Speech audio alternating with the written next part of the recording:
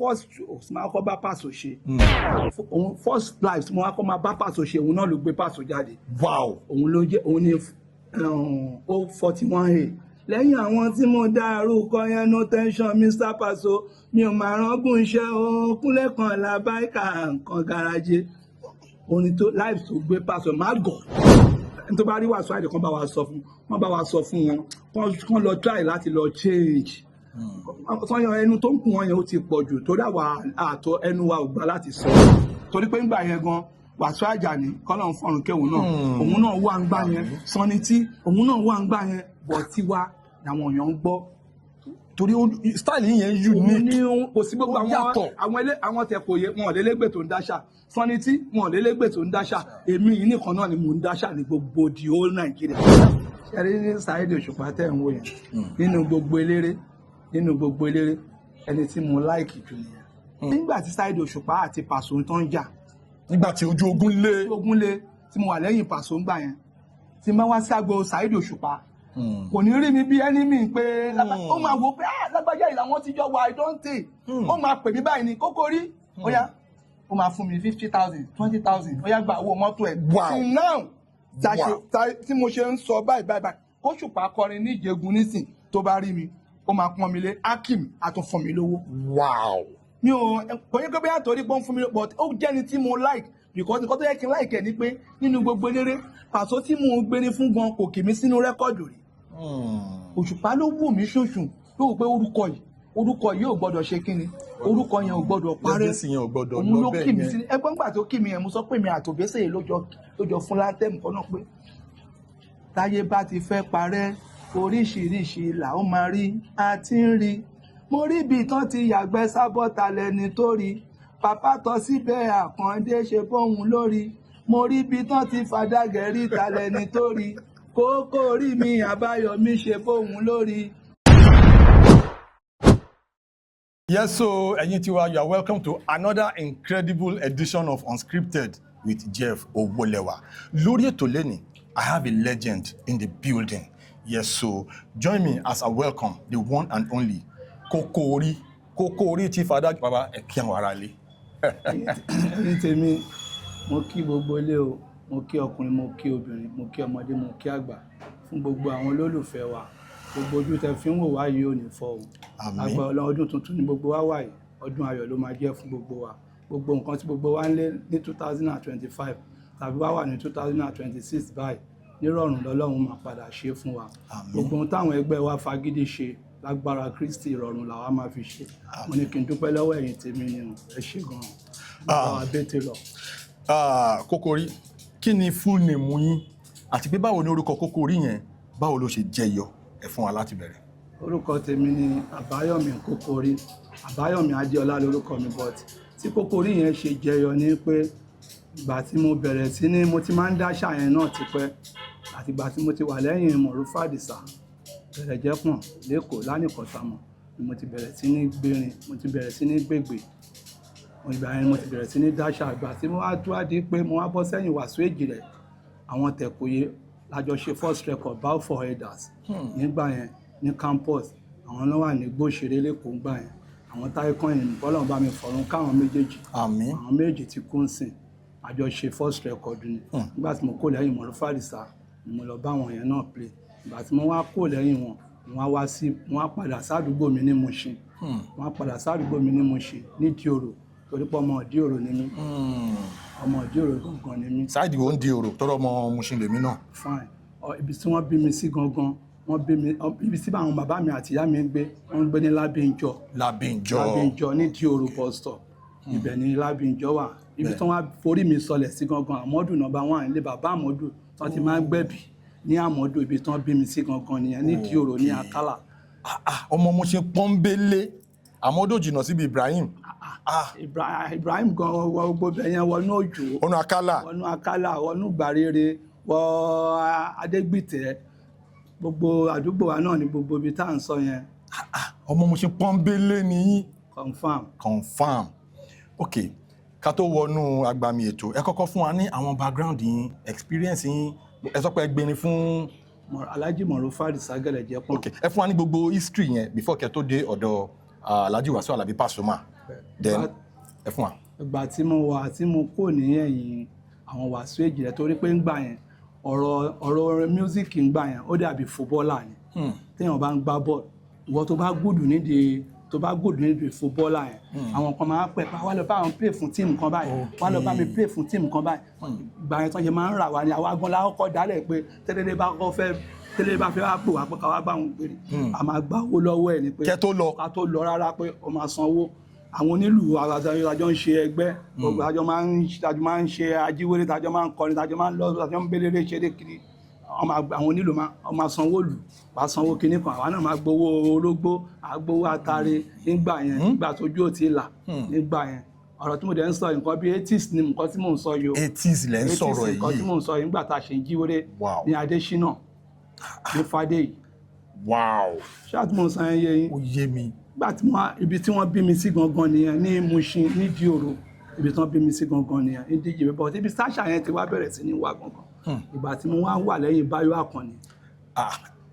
Ojúyọbọ yes ẹgbẹ́ ni lẹ́yìn Ojúyọbọ náà. gbogbo àwọn tí mò ń play fún mo sọ àwọn tó jẹ́ pé tí mo ṣe ń star ni mo sọ nígbà tí mo bẹ̀rẹ̀ pé ọ̀rọ̀ fújì ó dàbí fúbọ́là nígbà yẹn wọ́n máa ń ra ẹ kiri báyìí pa ó yá wa lọ play fún lápá wa lọ àwọn tí mo mọ̀ pé ńgbà yẹn tó jẹ́ pé legend díẹ̀ sọ pé wọ́n ń rìn ní gbogbo gbà yẹn àwọn ni àwọn yẹn gbà yẹn mo play fún Báyọ̀ Àkànní ìgbà tí mo play fún Báyọ̀ Àkànní yẹn ni Pasuma yìí Àlàbí Pasuma ọ̀gá ńlá yìí ló wá pàdé mi ní show kọ ó kàn rìn bọ̀ nítorí pé òun máa ń wá nígbà tí àwọn Báyọ̀ Àkànní play ńgbà yẹn òun ọkọlọ́run fọ́run kẹ́ Báyọ̀ Àkànní náà ó ti kú sí àmín báyà máa ń play ní tèmi ò gbé Báyọ̀ Àkànní tó bá ń play ńgbà yẹn èmi ni máa ń gbére fún àwọn Paso bá jẹ́ nìkan ńgbà yẹn tó yẹ pé òun náà Starboy ni but wọn ò tí ì mọ̀ wọ́n má dàbí pé bóyá mò ń downgrade ọ̀gá mi ọ̀gá mi náà ni but wọn ò tí ì mọ̀ rárá ńgbà yẹn but òun náà kọrin bí orin but àwọn Báyọ̀ yẹn ń gbà yẹn torí pé àwọn Báyọ̀ yẹn jẹ́ nìkan tó jẹ́ pé wọn kì í mu gbó wọn kì í mu sìgá kò kì í mu tí ẹni tó bá dẹ̀ ti wà báyẹn náà àwọn èèyàn gidi máa ń fojú wò pa ọmọ tó dáa ni àwọn làwọn èèyàn máa ń tẹ̀lé wọn ń tẹ̀lé ọmọ tó bá mu gbó wọn ń tẹ̀lé ṣọ́ọ̀tì mo sọ yẹn yẹ nǹkan tí wọ́n yọ ńgbà yẹn tó fi máa ń fojú ọmọ gidi wo Báyọ̀ Àkànní ńgbà yẹn Ojúyọbọ pé kò kí í mu gbó kò mu sìgá kò mu kankan but abáwá ń play ní tèmi ò gbé yẹn Paso ńgbà yẹn ó máa wá tó bá wá ìgbà yẹn ló ti yẹ mọ̀ ẹni tó bá ti jẹ́ pé ẹni tó yẹ pé ó dàbí ẹni kan pèèyàn ní scorer nínú team ẹ̀rọ pẹ́ni tí ó bá ń jẹ́ ẹni tó ń score yẹn làwọn èèyàn máa focus bọ̀bọ̀ yìí níbo ni bọ̀bọ̀ yìí ti rí irú àṣà tí bọ̀bọ̀ yìí ń dá yìí àwọn àṣà yẹn unique yáà nígbà yẹn mo máa ń dá àṣà yẹn àwọn ìgbésẹ̀ máa ń jù yẹn àwọn ìgbésẹ̀ tí mò ń pè yẹn ẹ̀yin Báyọ̀ Àkànní mo tún máa ń create nǹkan ẹ lè rántí àwọn kankan tẹ create lẹ́yìn Ojúyọbọ ń gbà lẹ́yìn àwọn Ojúyọbọ yẹn náà ń gbà yẹn náà tí wọ́n kọ pé ìgbà yẹn ni Ojúyọbọ yẹn máa ń kọ pé kákàkàkà kò fòrò pàǹkà o romance ló fò gbà o ó lẹ́nìkan tó ń forin yẹn bá wí o. kìtà lẹ́ni yẹn. ọmọ ẹ jẹ́ kí n da ṣọ́ọ̀bù. torí lẹ́kṣọ̀ la fẹ́ gbà lórí ètò yìí lẹ́kṣọ̀ yẹn a máa gbà ó máa pé ẹ wá fún wa lọ. sí àwọn àṣà yẹn ṣe máa ń wá ń gbà yẹn ni àwọn máa kọrin torí pé orin èébú ní gbà yẹn náà ránṣẹ́ nìkan náà fi ń bú ń gbà yẹn ọ̀rọ̀ tí mo dẹ̀ ń sọ yẹn ni tí wọ́n ń forin yẹn bú tí mo ṣe ń sọ onítọ̀hún yẹn máa mọ rẹ̀. oh wow ẹ má jẹ́ kí n sọ̀rọ̀ jù. àwọn ègbè tẹ máa ń jù lẹ́yìn Ojúyọbọ yẹn máa fún wa. ara àwọn àṣà yẹn náà ni mo wá padà wá lò lẹ́yìn Paso. kò sí pé bóyá àṣà kan wà nínú ẹ̀ tó jẹ́ post bẹ́ẹ̀. àṣà tí mò ń lò ń gbà yẹn náà torí pé ń gbà yẹn kíní yẹn ó dàbí inspiration ni tí bá ti di máìkì mú báyìí. inspiration yẹn máa ń wá ni. màkàn bẹ̀rẹ̀ sí ní àìmọye àwọn nǹkan míì tí mo máa sọ pé irun já firun só ilẹ̀kẹ̀ já tòwútòwú gbogbo àwọn nǹkan báyìí a kàn máa bẹ̀rẹ̀ sí ní máa mọ̀ inspiration ni. nísìnyí mo dẹ̀ dúpẹ́ lọ́wọ́ Ọlọ́run pé àgbà náà ti ń dé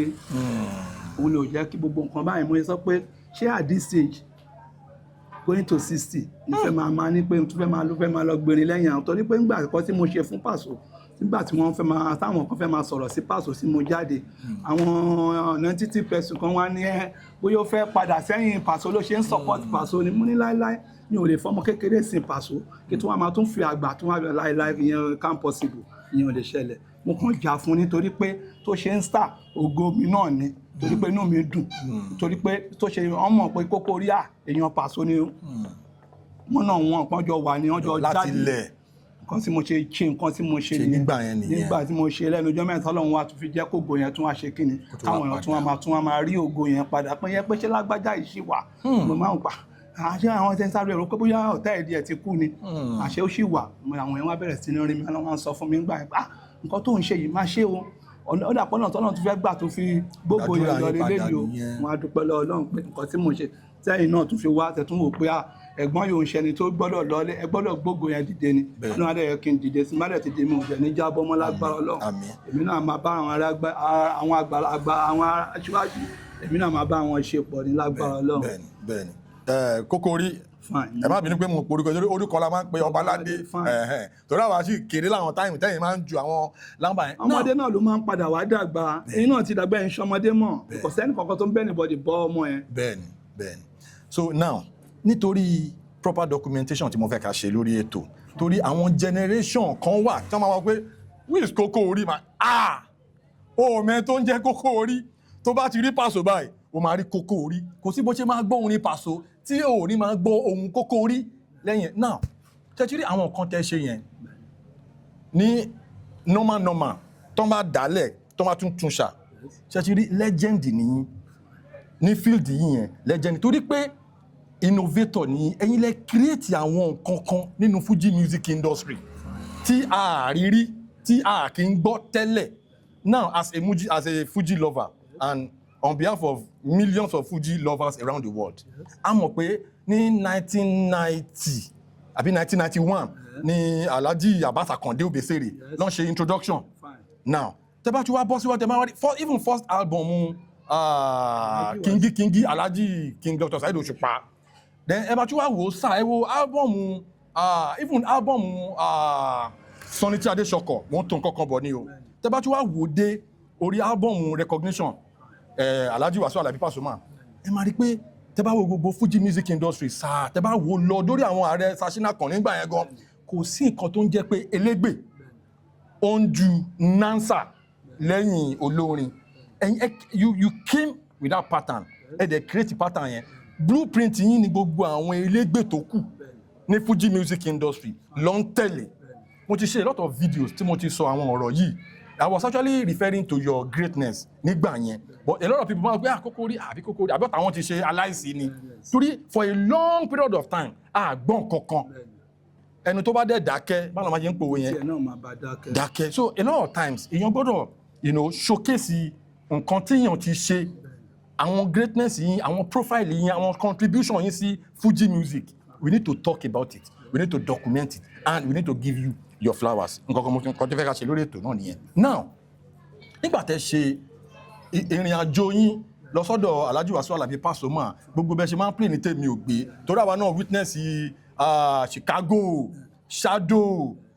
gbogbo àwọn ọmọ Mushin lèmi so gbogbo àwọn kíni la witness à ń rí gbogbo àwọn bí kíni ẹ̀ ṣe máa ń lọ àwọn shows kan tí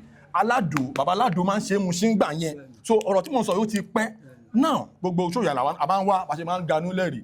àwọn àṣà pé ọmọ ìbíbà ilé ìníṣẹ́ kọ́ máa fún anybody lẹ́gbàá bá máa dúró pàgbé àbáwó show yìí so as part of that greatness báwo ẹ ti sọ bẹ́ẹ̀ ṣe meet Alhaji Wasiu Alabi Pasuma now first meeting yín pẹ̀lú Alhaji Wasiu Alabi Pasuma first show yín mo fẹ́ ká touch àwọn nitty gritty kan lórí ètò yìí ẹ fún wa láwọn experience yẹn gbàtẹ́ kọ́kọ́ bẹ̀rẹ̀ sí ní ṣeré lẹ́yìn wọn ẹ fún wa ní gbogbo àwọn back end story yẹn. ṣe rí ìgbà tí èmi àti Alhaji Wasiu Alabi Pasuma ọ̀gá ńlá tá máa pàdé wá bá mi ajam nìyàn kò yẹ pé bóyá ajam àṣẹ tó ti èmi ò mọ òun because èmi kò sẹ́ èmi tí máa ń rìn báyìí àwọn èèyàn máa ń gbá tẹ̀lé mi kiri àtobìnrin àtọkùnrin pé because àtìlẹ̀ máa ń kit up ni gbogbo àwọn brother mi tó wà ní London tó wà ní America máa ń ju ẹrù fún mi ìgbà yẹn ìlú sì dáa gbogbo nǹkan táwọn Yíbò ń tà sí gbogbo jeans up and down táwọn ọmọ èèyàn wọn sọ rò pé àwọn máa ń wò pé gbogbo eléyìí ìgbà táwọn tí máa wọ jeans àwọn èèyàn máa ń wò mí obìnrin máa ń wò mí kí ló dé láyé 4 season nígbà tí mò ń sọ yẹn ẹ wò ká ṣáà máa dúpẹ́. ẹ máa fún wa ní back end story yẹn before recognition yes nígbà tí mo àwọn live records. first shows máa kọ́ bá Paso ṣe first live mo máa kọ́ máa bá Paso ṣe òun náà ló gbé Paso jáde. wow òun ló jẹ́ òun ní 041A lẹ́yìn àwọn tí mo dárúkọ yẹn no tension Mr. Paso mi ò máa rọ́gùn iṣẹ́ o Kúnlé kan làbáìkà nǹkan garaje orin tó live tó gbé Paso má gọ̀ ọgbọ̀n ló gbé first live tí wọ́n kọ́ máa bá Paso gan bọ́ọ̀ tí ń ṣe live ọgbọ̀n tí wọ́n gbọ́ kò sẹ́ni but torí pé ògo lèmi first ibẹ̀ ni mo dẹ̀ ti bẹ̀rẹ̀ sí ní dáṣà ẹ lọ gbọ́ live yẹn ẹ bá lọ gbọ́ live yẹn láti bẹ̀rẹ̀ la máa gọ̀ ẹ lọ gbọ́ live yẹn láti bẹ̀rẹ̀ tẹ́ bá ti rí pé ó ti ń lọ sí end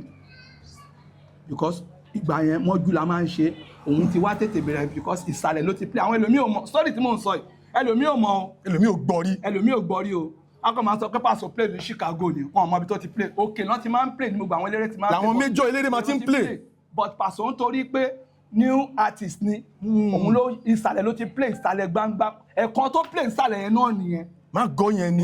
yẹn ẹ̀kan péré tó play ń bẹ́ẹ̀ ni nǹkan tí mò ń sọ ìgbọ̀n Paso fún ààrẹ máa testify gba nǹkan tí bọ̀bọ̀ yìí sọ ìnà confam. kí ló ṣẹlẹ̀ lálẹ́ ẹjọ́ yẹn báwo lẹ ṣe mo fẹ́ ká ìgbà tí mo wá dé agbo yẹn Paso ti ń kọrin lọ because nígbà yẹn kò sí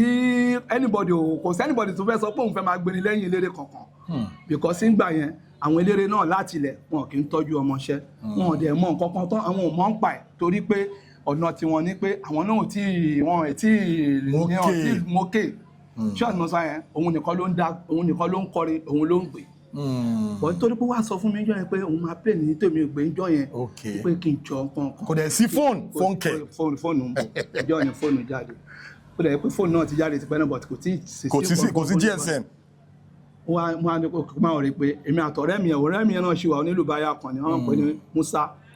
Ajíkanlé Musa èmi àtẹ̀lájọ́ ń lọ ọjọ́ ìwọ̀n ló máa ń lùlù fún báyà kan nínú ló máa ń lu sákàrà left ló ń lò àwa sọ fún mi pé òun máa play mi máa pẹ̀ Musa ṣé ká ṣe lọ ságbọ̀ ọ̀bọ̀ yìí ó dàbí kéèyàn rí wa lẹ́nu fún pé òun máa play lọ́tùnla ní Chicago Musa yẹn ṣáà pé ó ṣáà sọ mi kókó rí jẹ́ ká ṣeré lọ àti kí n tó dẹ́yìn Paso ni mo ti ń jẹ́ kókó rí o nítorí pé orin àṣà tí máa ń dá gangan ni pé nílé ayé mi lèmi wí o kókó rí mi ò ní rìn létà wà láyé mi kókó rí mo bá rìn létà wà lọ́jọ́ kan àbáyọ̀mí mo kó sọ́wọ́ olóró mo jẹ gbá àwọn kan tún ti jáde nísẹ̀yìn òwò operation gbárẹ̀ gbálẹ̀ náà tún lọ́nà ìgbà yẹn ojú tún ti là ayé operation sweet nìyẹn nígbà tí mo tún sọ ìgbà yẹn la ẹ̀ṣẹ̀ bẹ̀rẹ̀ sí ní di ẹni tó ń wá sí kọ̀tún ìgbè yìí nígbà yẹn ìkọ̀tún yìí àìṣẹ̀ ẹni tó ń wá sí kọ̀tún gbà yẹn a máa ń pè ní double tree à ń pè ní Sankor láti lọ play nígbà yẹn tó yẹ pé àwọn bọ́ìsì yẹn dájá alẹ́ tó yẹ ọ̀rọ̀ tí mò ń sọ yìí àtijọ́ yẹn náà bàbá Sankor yẹn tó máa gbọ́ pé Paso fẹ́ wá play kò sí owó tó lè san kò ní gbà pé Paso wá play mi tó níjọ́ tí mò ń sọ yìí nǹkan rẹ ló ṣẹlẹ̀ kí n má fẹnu mi sọ nǹkan burúkú tó yẹ pé níjọ́ tí mò ń sọ yìí agbo yẹn bóyá la play 30 minutes agbo tí mò ń sọ yìí fi dàrú but adúpẹ́ lé ní pé ayé ọpẹ́ yọ. first show yẹn ní Chicago yẹn lòun lẹ ń sọ lọ. bẹ́ẹ̀ni ọ̀rọ̀ first show tí mo máa ń sọ yẹn bàtà mo wá débẹ̀ ó ti ń kọrin lọ kémi tó débẹ̀ mo wá débẹ̀ mo yẹ débẹ̀ tó ṣe wá rí mi gbé máìkì lẹ́nu on play keyboard ló ń lò keyboard ní kò kí ṣe full band èèyàn mélòó ló wà àwọn olómele kan onísákárà kan oníjàsì kan àwọn ṣóńbè àwọn orítọ́nà kọ́lọ̀ fọ́ọ̀rùn kẹ orítọ́nà gan ò sí níbi tí ò sí mò ń sọ yìí nígbà yẹn kò tí kú o bọ̀ kò kàn wá nígbà yẹn torí pé nígbà tí wọ́n pé orítọ́nà lọ bẹ́ẹ̀ lómi náà play nígbà yẹn ni ṣé tí mo sọ yẹn wọn àti bẹ̀rẹ̀ ní kò sí nǹkan tí wọ́n organize bàtà wá débẹ̀. bàtà wá débẹ̀ mo ṣe wá gba máìkì owó yàrá bá mi gbà kí n gbére fóònù because ó mọ̀ pé star mi wọ́n pẹ́ mo mọ nǹkan yẹn ṣe gan mo ṣe wá gba máìkì nìyẹn àwọn pẹ́ ọwọ́ akọrin wá kọrin àgbà kan tó yẹ pé òun fúnra rẹ̀ ó wò pé ibi tó ti pa bọ̀bọ̀ yìí mọ́ gbẹ́ kíní kan ò ní ṣe Àlàbíàdé kíní kan ò ní ṣe bí gúnugún bá kòròkòrò lásán bá sà kíní kan ò ní ṣe ọ̀rọ̀ ẹ̀gàn tán bá ń sọ lẹ́yìn mi tèmi kọ́ ẹ mọ̀ gbogbo àwọn nǹkan báyẹn torí pé Wasiu line ni Paso máa ń kọ ó pẹ́ nǹkan tó yẹ kémi àti ẹ̀ torí ẹ̀ wo àwọn tí mo dẹ̀ lọ bá play náà gbà yẹn náà Wasiu line ni Mọ̀rúfà the Sagẹ̀rẹ̀ jẹ́ pọ̀ nǹkan Wasiu line ni Wasiu Èjìrẹ́ tí mo sọ náà òun ni legend tí gbogbo àwọn ọmọ kéékèèké tí gbogbo wọn ń follow. everybody fẹ́ follow fẹ́ dàbí. ìyẹn ni mo ṣe ń wò pé Wasiu Àyìndé òun ṣẹni tí àwọn èèyàn kan lè rí pé bóyá pa òun níwà tí ẹ̀wà náà ló jẹ́ káwọn èèyàn máa bojú ẹ̀jẹ̀ but ẹni tó bá rí Wasiu Ayinde kan bá wa sọ fún wọn kán lọ try láti lọ change sọyàn ẹnu tó ń kún wọn yẹn ó ti pọ̀ jù torí àwa àtọ ẹnu wa ò gbà láti sọ ṣé ọ̀tí mo sọ ẹ̀ bọ̀ bí ọ̀rọ̀ tí mo sọ yẹ ká fi yẹn sí ibi kan ká máa bá story yẹn lọ. sórí tá à ń bá lọ yẹn gbà yẹn tàbá wá play ní Chicago ń gbà tí mò ń sọ yìí ó lójú ọmọ yẹn tó lè wá ságbo kí ló dé. fine torí pé àwọn ikọ̀ wọn máa ń wá bẹ̀. àwọn ikọ̀ kò ń ṣe pé ayé ìsìn tójú ti làwọn máa ń mọ nkárá ẹnìkan wọn máa ní torí pé mo ti ra nkárá ni mo ṣe àtúntò tí ra nkárá tí máa dẹnu géètì wọn máa pass mi wọlé ìyẹn ò sí mbẹ o hàn bí yàrá yẹ ẹ ò lè wọlé. o kàn lè rin gbèrègbèrè. tó bá gbọ́ pé eléré ń play bẹ́ẹ̀ ìyá ẹ̀ ilé ẹ̀ lọ wàá dẹ̀ ti sùn lẹ́yìn pé táwọn táwọn play wàá ti sùn.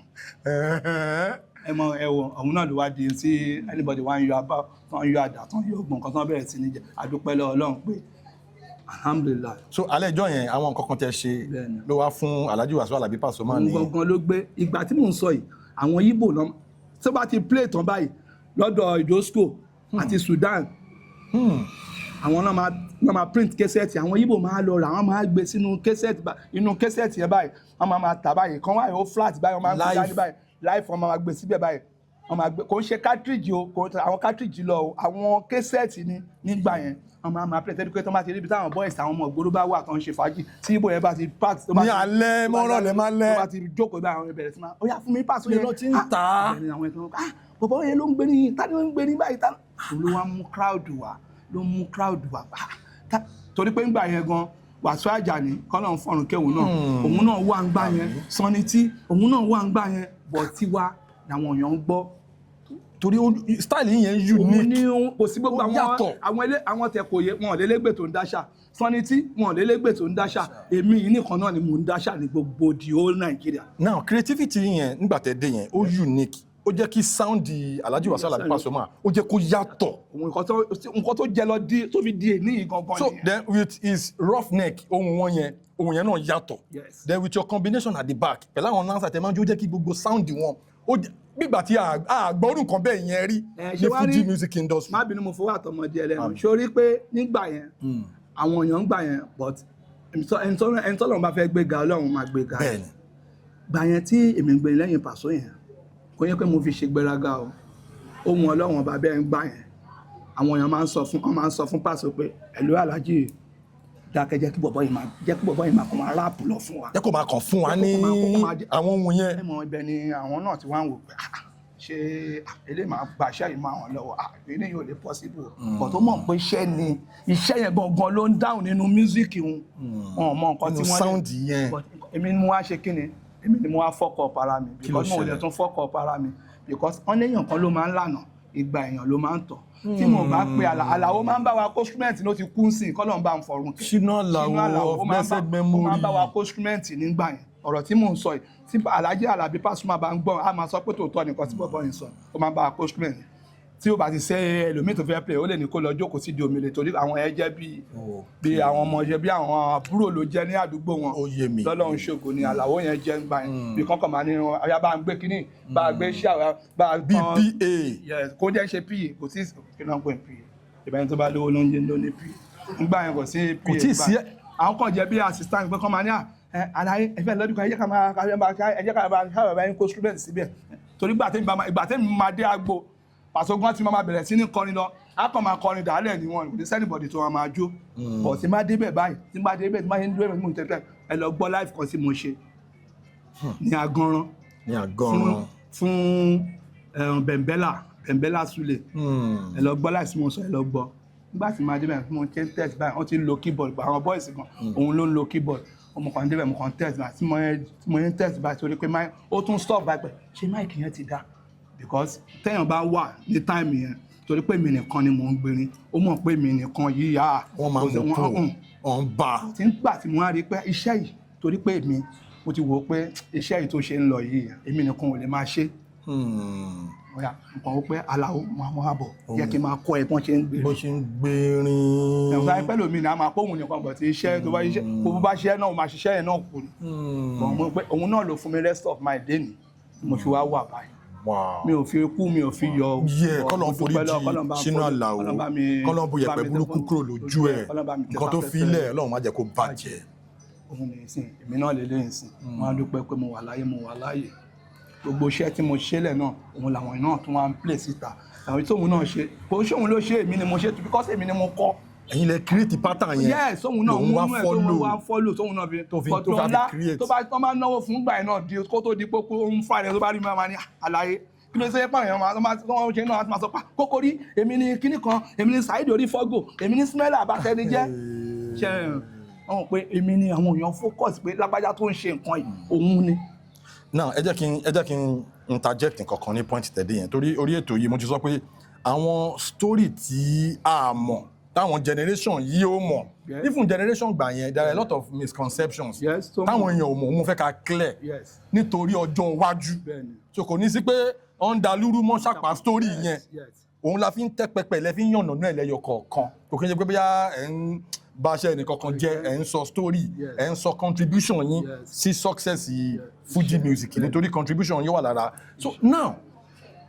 pattern tẹ lò ń gbà yẹn mo ń rántí àgbò tó tàdí mẹ́yìn ìyẹn lọ má gbára wá ní àgùntàn tí ó bá yẹra imú ẹ̀ àyà ariwo ẹ̀jẹ̀ apọ̀ nílẹ̀ mọ̀nàmọ́ná lògìtàn lè dẹ́rù bà ó bóníbọn òfin àfẹjò nígbó rárá bó bá jẹ́ ti ká sọ̀rọ̀ bó bá tún jẹ́ ti ká kọrin gidi yàtọ̀ sí ti gbéraga bó bá jẹ́ tó lórin bó bá jẹ́ tó ní fújì Ajíbọ́lá lọ̀gá gbogbo wọn ọ̀rọ̀ yìí dàbí omi èyí tó gbàgbé orísun ẹ̀ ẹja ronú wò ká ṣe rere ẹkùn àgbo mímì lómi ó wọlá aláwòrà kò mà ní jábọ́ Pasuma. Oh my God. Now à ń gbọ́ gbogbo àwọn lámbà yìí straight from the source mo fẹ́ shout out to Alhaji Wasiu Alabi Pasuma reason ni pé a ṣe máa débi recognition ọ̀bọ̀ká tó débẹ̀ ṣàtìrí ó tèkì èèyàn tó ti big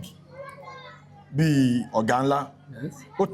tèkì ọ̀gá tó dáa láti fún backup singer ní ààyè ní chance láti showcase talent wọn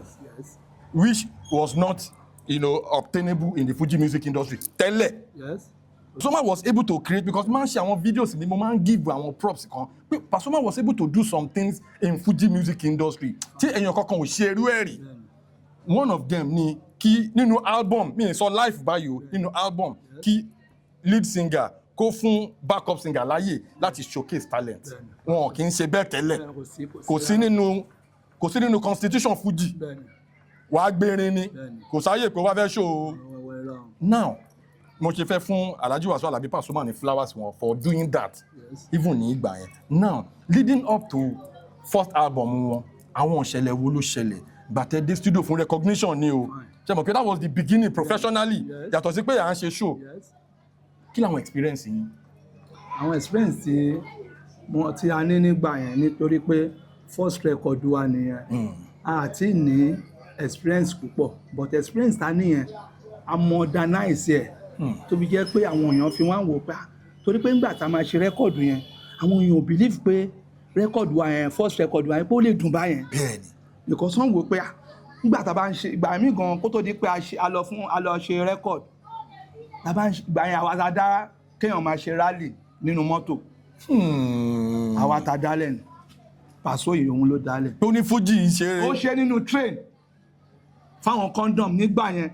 yes. ọ̀rọ̀ tí mò ń sọ yìí gan ẹni tí mò ń jà fún yìí gan fúnra rẹ̀ àìmọye nǹkan míì tóun ti máa. tó máa ti gbàgbé tó ń tẹ̀ ní rántí. because ohun tó ní kálukú ń rò ọ̀tọ̀ọ̀tọ̀ ni. ẹ ṣe ń sọ ìtọ́ máa ń wù wọ́n máa ń gbé bọ̀bọ̀ yìí.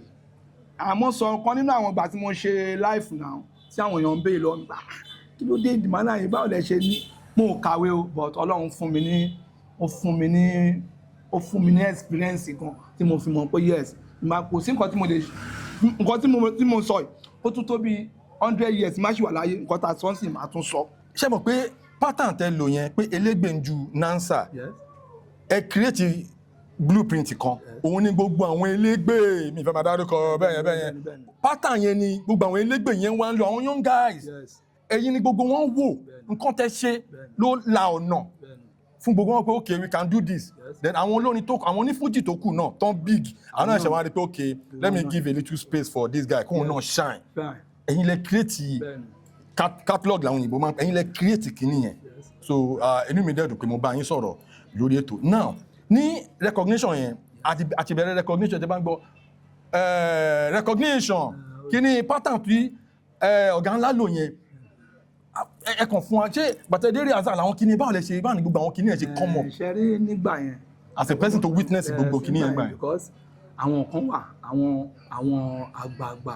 àgbààgbà olórin tí wọ́n yẹ pé wọn kọrin yẹn mọ́ tó yẹ pé wọ́n dẹ̀ ṣe wọ́n sì lè experience láti máa àwọn náà wá ń fún Alhaji Alabi Pasuma ní àwọn track yẹn. yẹ pé òun Paso kẹ̀dẹ̀ tẹ bá fún ní nǹkan ẹyọ kan tẹ fún yẹn á pín sí ó lè pín sọ́nà mẹ́wàá ibi tí Ọlọ́run kẹ́dé ohun tí Paso fi ju gbogbo àwọn olórin tó kù lọ tó fi yàtọ̀ tó fi create nínú gbogbo olórin nìyẹn tó yẹ pé ẹ bá fún ní orin kan á fi bíi mẹ́wàá á fi gbé orin yẹn jáde òun ló fi ṣe gbogbo àwọn orin rẹ́kọ̀dù yẹn ìgbà táà ń ṣe rẹ́kọ̀dù yẹn náà ó lójú àwọn èèyàn tó ń wọ stúdíò ń gbà yẹn. kò easy studio ń ṣe nǹkan tí. tó bá dágájá ò lè débẹ̀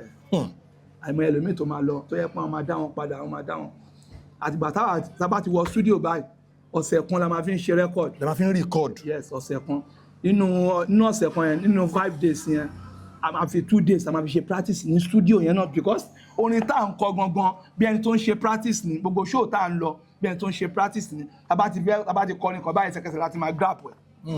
òun ni ò ń jẹ́ kí ó ti easy. yes òun ni ò jẹ́ kí studio wa máa pẹ́ òun náà ló mọ wọn lára till now. tó bá fẹ́ ṣe record gbogbo record tó bá fẹ́ ṣe studio ò lè ju bí ọ̀sẹ̀ kan sọ́sẹ̀ méjì lọ wọ́n ti mú nǹkan tó fẹ́ mú sí record wọn a ṣe wà ń gbà yẹn nìyẹn. so ìgbà tí recognition jáde à ń tó bọ́ ẹni pé à ń tó bọ́ ni ìgbà tí recognition yẹn jáde gbà everywhere burst Ọlọ́run fi àlùbáríkà sí ó lójú onífújì tó ní irú debut album first record tó wà that successful bí Alhaji Wasiu Alabi Pasuma and you were part of that success ó lójú tẹ́ bá wo gbogbo Fuji music industry mo fẹ́ lè sọ pé kò kí easy fún first album láti gbéra from the get go pow. láti gbà yẹn náà ló ti gbéra tì náà kò wálẹ̀ rí. àti gbà yẹn òkè báyìí ni so nǹkan tí wọ́n fẹ́ sọ ni pé gbà tó máa di second album yẹn gbà tó wá yá àkànrí yín lẹ́yìn wọn mọ́ àwọn nǹkan wo ló ṣẹlẹ̀ dẹ́n àwọn ìṣẹ̀lẹ̀ yẹn àwọn lesson wo lẹ learn tẹ́lẹ̀ fi kọ́ àwọn generation mi tó ń bọ̀ so bóyá mistake ni bóyá kìíní ẹ ti get torí pé ara wájú ni àwọn nǹkan tẹ̀yìn ti ṣe àwọn greatness yín àwọn innovations yín àwọn tó kù ń tẹ̀lé then àwọn mistakes kò sí ẹni tí kò sí bá ṣe máa rìn torí òní mi so àwọn mistakes yẹn àwọn nǹkan wo lẹ́nu pé ká ní pé ẹ mọ̀ better now nígbà yẹn ni ẹ ní ṣe àwọn nǹkan wo ni kẹ́ fi kọ́ àwọn new generation tó ń bọ̀ kán lè learn. fine ṣe rí nǹkan tó ṣẹlẹ̀ nígbà yẹn ni pé ẹ mọ̀ pé mi mò ń ṣẹ̀yìn Paso ni mo ti kọ́kọ́ gbére ohun tó bá mistake yẹn wá nìyẹn because mo rí pé iṣẹ́ yìí ó yé mi nígbà yẹn kẹ̀dẹ̀rẹ́ àwọn tí à ń bá play nígbà yẹn wọ́n máa ń ṣe wá dáadáa ìgbà tí mo wá sẹ́yìn Paso yẹn a ṣe first revenue a máa tà tó yẹ pé nígbà yẹn a lè pa bí 3,000 nígbà yẹn good money. a lot of money. nígbà yẹn a bá wá play tán àwọn Paso akọ̀ràn gbowó wọn kàn máa lọ jókòó sọ́fíìsì ni a máa lọ dún wọ́n gbé bọ̀ anybody àṣekìnì anybody wọ́n á wò pé for which level náà ṣé àwa èmi wà ń rú ẹ̀ ni àwọn eléyìí wọ́n lè tó bá ń ṣe but nígbà yẹn èmi jẹ́ nìkan tó yẹ pé sínú mi ṣe rí lélẹ̀ Paso wá pè mí sẹ́yìn gbà kí ló ń ṣe ẹ́ ìwọ ló ń ṣiṣẹ́ fún mi tóun má jà fún anybody jà fún rẹ wọ́n á wò pé báwo ni máa jà jẹ́ kí n jà àṣà àwọn tí mo jà fún àwọn náà máa padà wá ṣe kíni wọ́n máa padà wá gbà bọ̀dé fún wa. my God. ṣọ́ọ̀ tí mo sọ yẹn yín wọ́n á sọ fún wọn àwa fẹ́ play ní Africana gbà yẹn. Africana. gbà yẹn ni life tí mo sọ yẹn ni Paso ṣe Obona serious matter Obona Ragole Swatter nígbà yẹn ọ̀rọ̀ tí mò ń sọ yìí life tí mò ń sọ yìí àwọn ló mú Dàda Mbale ọmọọṣẹ́ Paso ṣì wà lẹ́yìn Paso báyìí ibẹ̀ ló ti wọnú báńdì Paso dé ní. alẹ́ ìjọ yẹn. mo mọ̀ pé nǹkan yẹn ló máa wá padà wá. ẹ̀ ń sọ̀rọ̀ alẹ́ ìjọ tẹ lọ play ní Nikki Africana. yes fine ìjọ àwa lọ play àwa fẹ́ play Africana ìjọ yẹn ìjọ Tuesday a máa sọ fún àwọn boy àti jọ plan gbogbo wa àti jọ pera wa pé ẹ̀yin band boys àwọn band boys àti play tán a play torí gbà yẹn play Paso ti ń sinmi sìn because ó ti dàgbà ìgbà yẹn a máa play Monday to Sunday ni a fi máa play àwa play láti Monday tí a lè máa play jọ Sunday àwa play tán jọ Sunday stroke Monday yẹn àwa boys àwa pera wa ẹ wá nǹkan yóò lè máa lọ báyìí o ẹ yẹ kí o gbà ṣe kí ni ẹ yẹ ká kẹnu wa kò ẹ yẹ ká sọ ẹ yẹ ká jà fún ráìtì wa ohun tó mú yà jẹ gbogbo ọmọ eléré dè ní ìní ohun tó mú yà jẹ gbogbo ọmọ eléré dè ní ìní tí mò ń sọ yìí ká nígbà tí mo sọ yẹn báyìí làwọn èèyàn ti fún mi backup ń gbà yẹn ẹ̀rọ nǹkan tẹ́ Paso fún àlẹ́ igi kan ò lè dágbó ṣe ó máa padà consider ni pé ó yẹ ẹ lọ pera yín wá ṣé nǹkan tẹ́ fẹ́ nì ó yẹ èmi náà support yín ẹ lè pàdé middle nǹkan tẹ́yìn fẹ́ rèé okay nǹkan tí mo lè ṣe rèé ẹ jẹ́ àṣẹ báyìí. a lè conclude síbi kan every time máa lọ bẹ́ẹ̀ next bàtà ìjọ Wednesday ìjọ Tuesday yẹn a máa play l'Africana àwọn òṣè kíni àwọn ò lọ èmi tẹ̀ sọ mú dáadáa ń bà lé yẹn pé dáadáa àní wá ń jọ báyìí ìwọ lọ síbẹ̀ so that wàá lè for opportunity bá wọn play torí kò ní sọmọ boys kankan tó máa play níjọ́ tí mo sọ keyboard ní Paso ń lò àwòkó tó kù yìí àwòkó manager tó kù yìí òun ló wá ń gbèrè ńgbà ìwọ̀n àwọn èèyàn ń wò wọ́n bíi pé kí làwọn eléyìí bọ̀ influence pé Paso òré wà lára ẹ̀ kò rí nǹkan kan kọ̀ bọ̀ tó kàn sí òbò na serious matter o òbò na alágọ́lì nǹkan tó kàn sọ but influence pẹ̀ sí òré bá ti wà lára ẹ̀ ẹni tí bá ti sọ anything tó bá jù bá wọn máa gbà fún follow up life yẹn ni ó wá jáde níjọ́ kejì jọ yẹn bọ̀kùnrin pé ó jáde náà bọ̀ tí wọ́n ti mọ̀ pé òun náà bọ̀ wọ́n ṣáà ń wo pé àwọn boys kan máa ń gbé yẹn wọn sí mẹ́bọ̀ táwọn èèyàn tó yẹ kán náwó dáadáa wọn lè náwó ṣé ìmọ̀ sọ yẹn kàn ó ṣáà rí pé òun ṣe ìgbà tó dijọ́ kìíní níjọ́ Tuesday àwọn boys ò lọ níjọ́ Wednesday wọ́n tún ní play wọn lọ níjọ́ Thursday pàápàá gba Friday show máa wá ẹnu wọn ti gbẹ wọ́n ṣe wọ́n ṣe pera tí wọ́n ṣe pera wọn lọ ẹ wá àlè máa jókòó báyìí o ẹ̀wọ̀n àwọn ẹni tó ẹni sáré ń sọ yìí òun star ni wọ́n máa fún lówó lọ́tún wọ́n máa fún lówó lọ́sì ni o. ẹ̀yin ti wà established as a backup singer star lẹ́yìn gbà yẹn. yé obìnrin máa fún mi ọkùnrin máa fún mi àwọn obìnrin àìmọ̀ obìnrin tí mo tó sì máa fẹ́ àpá àwọn ṣàfẹ́ dúró àwọn fẹ́ káyé ṣàwọn fẹ́ dúró ayé ṣá. àwọn káyé jẹ kókó orí oh my god. àwọn dúpẹ́ lọ Ọlọ́run pé èmi náà là tún fi ń sọ. alihamudulilayi. bí ọ̀rọ̀ tí mo wá ń sọ lọ àwọn ìwà lọ sílé Paso nìyẹn. àtúwọ́n dé Friday yẹn. wọ́n dé Friday yẹn ọjọ́ Thursday náà wọ́n wá lọ bá Paso lé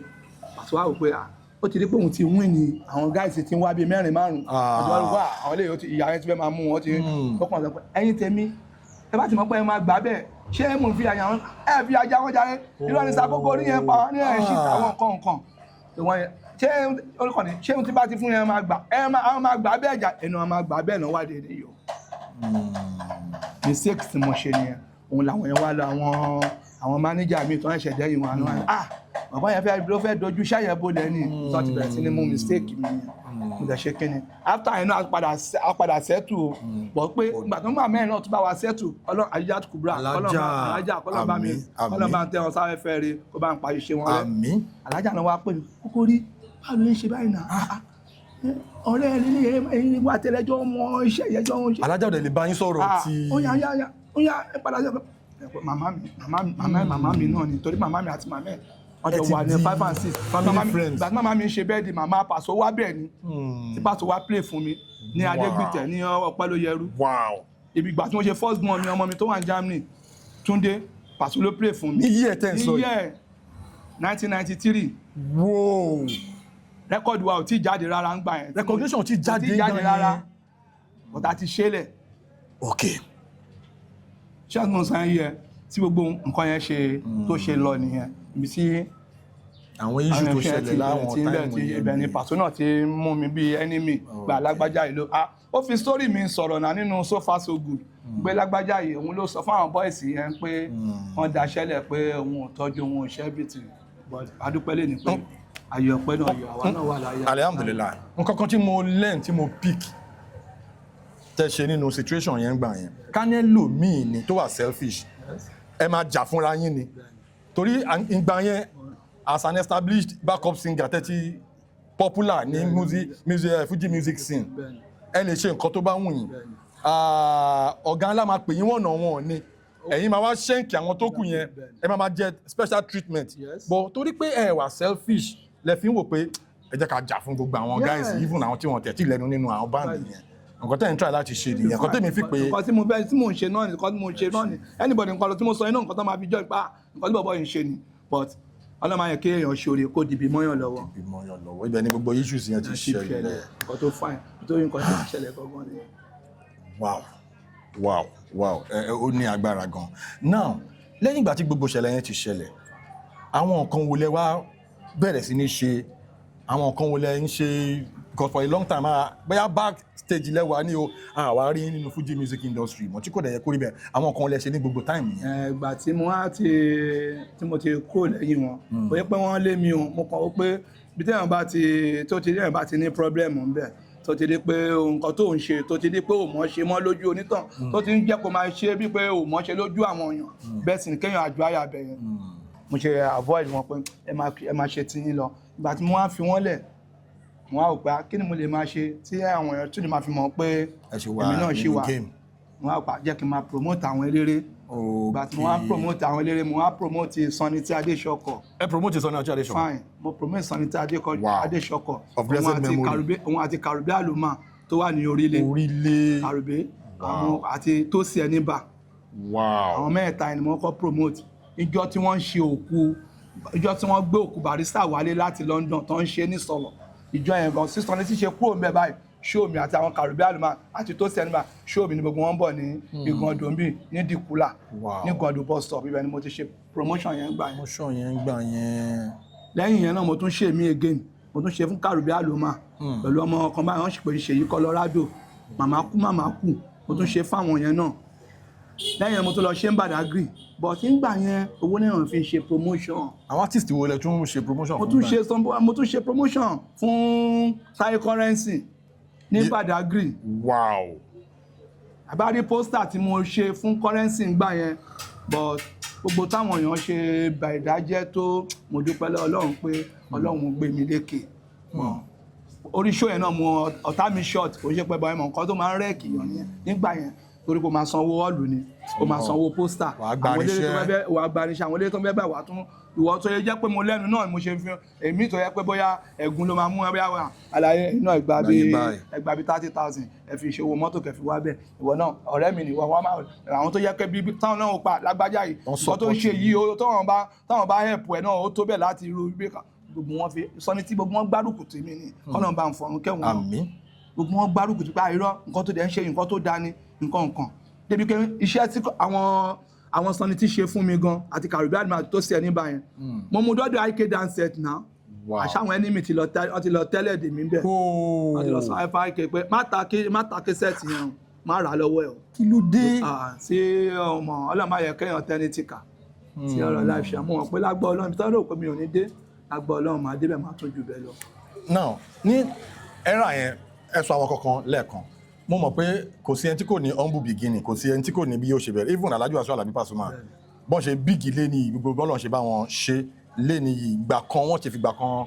lùlù lẹ́yìn Kamulansa according to history ta gbọ́ then Alhaji Abasido Obesere àwọn náà ti ó dà pé àwọn náà ṣe backup. àwọn náà ti gbẹ̀rìn lẹ́yìn Ajíṣafẹ́ náà parọ́ lóyìnbó. now bí tí mò ń tó trajectory yẹn lọ ni pé bàtàwọn pípù yìí irú ọ̀gá ńlá tán lòlù lẹ́yìn Kamulansa tí ọ̀gá Alhaji Abbas Akande Obesere táwọn náà gbérin later wọ́n step up wọ́n bẹ̀rẹ̀ sí ní kọ Fuji normally tẹ́ bá wo gbogbo scenario yẹn èèyàn máa rò bóyá bẹ́ẹ̀ ṣe ń ṣe backup yẹn bẹ́ẹ̀ ṣe wà that creative ó yẹ kẹ́yìn náà gbégbá orin gangan pé kẹ́ jáde tán torí àwọn tí wọ́n ṣe wà talented bíi ti yín gan àwọn gan padà jáde tán kí ni àwọn kan ló affect decision yín láti má ṣe bẹ́ẹ̀ láti má gbégbá orin pé ok èmi gangan fúnra rẹ̀ mo fẹ́ jáde tán àwọn kan wo ṣé kí ni ẹ̀wọ̀ ọkọ̀ sí yín gbà yẹn ni àbáwọn kankan ló affect decision yín. ṣe rí nǹkan tó ṣẹlẹ̀ ni pé tẹ́lẹ̀tẹ́lẹ̀ ń gbà yẹn sáwọn pàṣọ gan àwọn pàṣọ nǹkan tí mo sọ àwọn ìgbà tí mo ń ṣàjíwèrè tí èmi ni máa ń lead gbogbo àwọn tàjọ èmi máa ń kọrin nígbà yẹn ní Fádèyí ńgbà yẹn tí mò ń sọ yìí àwọn èèyàn máa testify sí nǹkan tí mò ń sọ yìí àpọ̀bọ̀ yìí èmi ni máa ń bọ́ ti ìgbà tí mo ti ń gbérin yẹn mo wá ti wo fúṣọ̀ mi mo wò pé àwọn olórin àwọn náà ti ń jáde mo wá rí pé gbogbo tèmi ṣe ń gbérin yẹn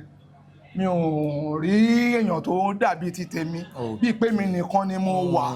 àwọn èèyàn kan ń gbèrin ni wọn ò lè dáṣà wọn ò lè fàṣà kọ wọn ò lè fi sọ nǹkan kan wọn kàn ní rí sí ìka o òun ni wọn máa ń ṣe ń gbà yẹn but ìgbà tèmi ń gbèrin yẹn máa mú nǹkan báyìí máa mú nǹkan báyìí wọ̀ wọn á rí pé kò sí wọn á pé tí n bá ní kí n tún lọ kọrin máa pa tálẹ́ǹtì yẹn ni. ṣé àwọn tí mo sọ yẹn mo ní pé máa pa tálẹ́ǹtì ògo yẹn ni nǹkan yẹn ò dẹ̀ ní irú tí ẹ̀ ń béèrè nǹkan yẹn lọ́mì kò ní sẹ́ni tó máa béèrè nǹkan yẹn mọ́. mo ṣe wò pé kàkà bẹ́ẹ̀ kí n dúró lórí ègbè mi tí mò ń gbé yẹn. ṣèbí aláwo ṣínà ń gbà tájọ́ ń gbèrin ó padà náà tó ní òun fẹ́ máa lọ kọrin tó tiẹ̀ ti ń kọrin ni kò bẹ́ẹ̀ni ó ti ń lọ kọrin ni tó yẹ pé àwọn èèyàn pé ìwé wọn bá yóò ó ti ń lọ kọrin but èmi mi ò kọrin mo dúró lórí ègbè mi ni mo dúró sí nǹkan tó ṣẹlẹ̀ gangan nìyẹn pé wíwá ń fẹ́ lọ mò ń kọrin mò ń pè ègbè yẹn tí mo ti rí pé mò ń ṣe yẹn táwọn ayé dẹ̀ ti gbà ọ̀nà mi ibi tí mo tọ̀ nìyẹn pé bóyá tí wọ́n fẹ́ kọrin mi ò ní kọrin mo ti wò pé ọ̀nà tèmi lélẹ̀ má jẹ́ kí n tún máa yà kiri báyìí mo yẹ dúró sórí ẹ̀ ìgbà tí mo dẹ̀ ti gbé ní mọ́ mi ò gbé ní fẹ́ni kankan mọ́ dé mi mo ti kó lẹ́yìn Paso láti gbà yẹn gbé ní lẹ́yìn fẹ́ni kankan mọ́ mo kàn dá wà ní. ó ní agbára gan oríṣiríṣi àwọn kan tí èmi ò tiẹ̀ gbọ́ rí mo mọ̀ pé àwọn ará ilé náà tán wò wá náà ẹ bá ti learn 1 or 2 nínú conversation torí èmi ò kí n ṣe interviews conversations ni a máa ní now mo fẹ́ kẹ́ nínú gbogbo in the course of that your career nǹkan wo lẹ lè gbàgbé mọ́ láyé tó pẹ́ tẹ́ bá rántí báyìí máa wọ pé mi lè gbàgbé kìíní mọ́ ẹ fún wa ní 1 or 2. nǹkan tí mo lè sọ pé mi ò lè gbàgbé mọ́ ni nílé ayé mi ni pé gbogbo tó dùn yín jù tó dùn mí náà ni pé ègbè tí mi ò gbé mọ́ yẹn òun ló dùn mí jù because ká ní mo ṣì ń gbé orin yẹn ni kò ṣe level tí máa wà lélẹ̀ but èmi mọ̀ pé ìrìn àjò ẹ̀dá láyé yóò yé Ọlọ́run ṣé ẹ̀ tí mo sọ yẹn yé yín because mo ti wò ó pé ègbè yìí ká ní kò yẹ pé àwọn ti rí pé ọ̀nà yẹn náà ni wọ́n ṣe drop mi ẹ mọ̀ pé ọ̀nàlákàrà hàn kì í fẹ́ kẹ́nì kejì ó dé ẹ wò ó sìn tó wáyé pé mo ṣì wà ní irú àwọn tí eṣókì tán pariwo yìí wọ́n máa wò pé ọ̀gá àìmọye eléré tó yẹ pé ọ̀gá ni mo jẹ́ fún wọn tí mo ṣe ń gbèrin ìfún bẹ́ẹ̀ ṣe ń gbèrin yẹn tí mo ṣe ń gbèrin ọ̀gá ni mo jẹ́ fún wọn tó yẹ pé àwọn fúnra wọn máa sọ pé yẹ mo gbà tí Saheed Òṣùpá gan ti kì mí sínú rẹ́kọ̀dù tí mò ń gbèrin ẹ lọ gbọ́n rẹ́kọ̀dù tí mò ń sọ yìí wọ́n rí yín lágbo báyìí ayé bá ti fẹ́ parẹ́ oríṣiríṣi là ó máa rí àti ń rí mo rí bí tán ti yàgbẹ́ sábọ́ta lẹ́ni tó rí bàbá tọ́ síbẹ̀ àkàndé ṣe bóun lórí mo rí bí tán ti fàdágẹ̀rí ta lẹ́ni tó rí kókó orí mi Àbáyọ̀mí ṣe bóun lórí oríṣiríṣi ẹwò gbà yẹn tóṣùpá ti kì mí sí rẹ́kọ̀ nígbà tí tó mọ̀ pé eléyìí lágbájá yìí nọ́mbà 1 nínú elégbè nínú aláṣàkáṣà ni. wọ́n ń chẹ́ẹ̀kì ẹ̀. ẹ mọ̀ ara àwọn nǹkan báyẹn náà tó ti wà tó yẹ pé wọn ò fẹ́ kí nǹkan yẹn bọ̀ mo dúpẹ́ lọ́wọ́ pé ẹ̀mí ṣì wà ibi tẹ́mi bá rò pé èèyàn lè dé tẹ́mi bá ṣì wà èèyàn máa débè yẹn á tó jù bẹ́ẹ̀ lọ́hùn mo ṣe ń dúpẹ́ lọ́wọ́ Ọlọ́run pé Ọlọ́run ṣe Paso náà à ń dúpẹ́ pé òun náà wà láyọ̀ àtàlàáfíà èmi náà mi ò bá wọn ṣe mọ́ but ẹni pé máa ń proof ara mi tí máa wà lórí TikTok ni pé fine mi ò sí lẹ́yìn àwọn èèyàn tó ń rí tó máa ń wo ọmọ náà bọ̀bọ̀ yóò tún proof ara ẹ̀ pòun lẹ́yìn pẹ̀lú mi a máa because mo mọ̀ pé iṣẹ́ mi dá mi lójú ni mo ṣe. kọ́kọ́ rí nǹkan kan tí mo learn torí bí mo jókòó yìí mo ṣe ń wò yín yẹn gbogbo àwọn ọ̀rọ̀ tẹ́ sọ mo learn kankan kí ní ẹ̀dẹ̀ ni passion ẹlẹ́ẹ̀kejì ni believe ó wọ́ọ̀kì fún yín but ìrìn àjò ẹ̀dá aláyé Ọlọ́run nìkan ló yé so mo ń tàpọ̀ kankan passion tẹ́ ní fún ègbè gbígbè mo bẹ́ẹ̀ ṣe ń sọ yẹn ó ń transcend ó ń hàn lójú yín passion tẹ́ wá nìyẹn òun ni kò jẹ́ kẹ́ ẹ believe pé nǹkan tẹ́ ń ṣe yìí kò sí ẹni tó lè ṣe bíi titi yín as a matter of fact kò easy torí ká ní pé èèyàn kan ti ń ṣe nǹkan ẹ jẹ́ ń ṣe bí ẹni ó easy but kéèyàn create nǹkan kò kí ń ṣe nǹkan tó easy so nǹkan tẹ́ create yẹn tí everybody àwọn tó ń ṣe légbè lẹ́nìí tó ń follow normally ká ní pé wọ́n ní Hall of Fame ní bóyá Fuji music industry àbí ó yẹ korúkọ yín wà ní ara àwọn legends pé kókó orí àwọn nǹkan báyìí contribution yín sí Fuji music industry báyìí fún àwọn generation tí wọ́n ń bọ̀ tọ́mọ bá ní Wiz kókó orí check story ẹ̀ lọ torí tọmọdé ò bá bá tán yẹ kó bá rọ̀ lọ check story ẹ̀ nǹkan tó ń gbọ́ yìí pattern tó ń rí yìí èèyàn báyìí ló create out of the blue sky from nowhere so passion yín then believe tẹ ní ṣiṣẹ́ yẹn mo feel ẹ̀ ó dẹ̀ bí mo jókòó ó inspire mi I'm telling you kí ni nǹkan tó dùn mọ́ yín nú jù nǹkan tó dùn mọ́ mi in the course of your career. nǹkan tó dùn mọ́ mi jù nínú gbogbo kàríà mi ni pé mo dúpẹ́ lọ́wọ́ Ọlọ́run pé kàríà mi ò bàjẹ́ pé tí mo dẹ̀ ṣe ìgboro tó nínú ayé mo rí pé àwọn èèyàn wọ́n máa ń rètí mi wọ́n máa ń rí mi pé tó pé inú èmi gan máa ń dùn ṣé pẹ̀lú tí mo ṣe tún sí tí mo ṣe bá dìmánà ìṣeré mọ́ ṣé àwọn èèyàn tún ṣe máa tó yẹ kó máa tún máa pọ́n mi lé pé wọ́n ṣe máa rètí mi wọ́n máa wò pa ìyẹn ní ọ̀sán mo lè máa lọ ń gbà mí báyìí ìlú àpọ̀ dédé rí mi ni ẹ̀gbọ́n ẹ̀rùn tí nǹkan tẹ ṣe fún mi ń jọ̀kan báyìí ṣe pé ìjọ yẹn tẹ fẹ́ wojú agbo báyìí ẹ̀kàn gbé báàgì yín fún mi ni tó yẹ pé kò sẹ́nibọ́dì tó lè wọ abẹ́ táwọn ọlọ́pàá táwọn gba wọn ìgbà yẹn kan ló ń pè ní bansa who is bansa ọlọ́pàá lọ àwọn àmì iná máa wà lẹ́nu ọ̀nà ìmọ̀ ẹ̀yà. a ní WhatsApp yín fún àwọn tìyín tipẹ́tipẹ́ tó ń fẹ́ bless yín ẹ máa fún alákàntì nọ́mbà yín náà. 091 35 47 55 39. ẹ pè é again. 091 35 47 55 39. so fún àwọn fáǹsì yín tó máa wọ̀ pé Koko Oríire ó ti pẹ́ o ẹ fún wa ní account number yín. account number mi 18 67 18 20 98 Access Bank. Access Bank orúkọ ló wà ńbẹ̀. Àbáyọ̀mí Lateef Adéọlá. ẹ tún wá tún pè. 18 67 18 20 98 Access Bank. Àbáyọ̀mí Adéọlá Lateef. Ibi tá a dẹ̀ bá dé báyìí ká tó wrap it up ẹ máa fún wa ní nánsà yín yẹn fún àwọn new generation tó máa wò pé who goes you kẹ bàbá ẹ jọ ẹ fún wa àwọn ará lè fẹ́ gbọ́. wọ́n bá ní kò dẹ̀ sẹ́ni tó lè fàdà gẹ̀rí láyé ń bí orin tani ní Mushiria orin Alábí Pasuma Koko orí ti fàdà gẹ̀rí lójú mi ló ṣe Koko etí ti fàdà gẹ̀rí lójú ẹlẹ́gbà Koko orí ti fàdà gẹ̀rí ọkọ̀ Kẹ́mi special ó gẹ́ Mandela ó gẹ́ Tyson ó gẹ́ Wọ̀bákí ó gẹ́ Wọ̀bákí at the same time ó gẹ́ Los Control. ṣé mọ̀ pálágbárí lọ̀gá Mugun àkáwọlé rí a máa sunkún ká pálágbárí mo gbà fún ẹ̀ tó àfèrè rọ́wọ́n alágbárí mo gbà fún ẹ̀ pé ó kọ́rẹ̀ champion mo ṣe bálágbára lọ̀gá ọ̀lẹ lójú pópó mo ṣe bálágbára lọ̀gá ọ̀lẹ lójú títì mo ṣe bálágbára lọ̀gá ọ̀lẹ ló ṣe ń pè ikú mo ṣe bálágbára lọ̀gá ọ̀lẹ o mo ṣe bálágbára lọ̀gá ọ̀lẹ. gbàsọ̀gbàsọ̀ tó bá ní sùúrù ni wọ́n la fẹ́ dúdú kódà a tún fẹ́ pupa torí aríhùn gbé lọ ṣàgbésùn lóní ti ṣọtá aláríhùn gbé lọ ṣàgbésùn lóní tùmọ́rò àlánírùn gbé lọ ṣàgbésùn ṣàgbésùn. ó yá rúwárúwá ojú sánmọ̀ ẹyẹ ló máa gbé jẹ ẹyẹ ló máa bá mi ṣájẹ Ajíbọ́lá ló ń kọrin Koko orí ló ń gbèrin alálàó tún ń gbèrin orí tànná ló ń lòlò ṣóńbè ló ń lu jáàsì o ẹ máa bá mi gbé lọ lédè aláùsá ẹ máa bá mi gbé lọ.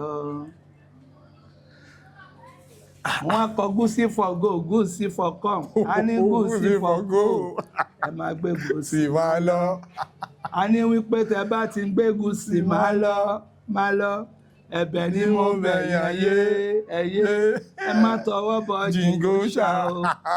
tẹ bá lọ tọwọ́ bọ jìngóṣà ó ti dájú pé tẹ bá délé lọ́wọ́ jọ̀nà bá. àdúpẹ́ lọ́wọ́ lọ́wọ́. bẹ́ẹ̀ ṣe ń fún mi láwọn vibes yẹn ó